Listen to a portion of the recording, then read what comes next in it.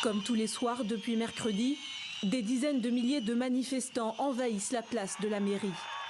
Épuisé, mais porté par la foule, Dilek İmamoğlu, épouse d'Ekrem İmamoğlu, prend la parole.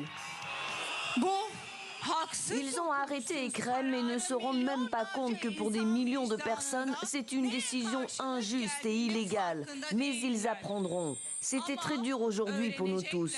Mais nous n'avons rien d'autre à dire à part que nous allons continuer à résister, nous allons gagner. Un espoir de victoire alimenté par une mobilisation historique que la police tente de mater à coups de gaz lacrymogène. Malgré la répression, les manifestants continuent d'exiger la libération du maire d'Istanbul, arrêté et suspendu avant d'être incarcéré pour corruption.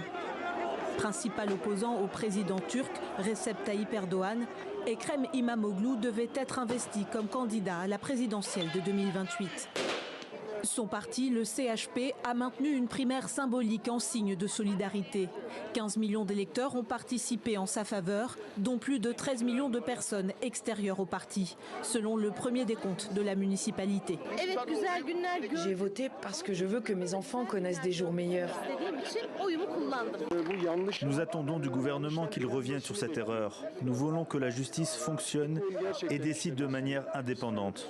Face à ce plébiscite, les opérations ont dû être prolongées de plus de 3 heures et des bulletins ont été réimprimés.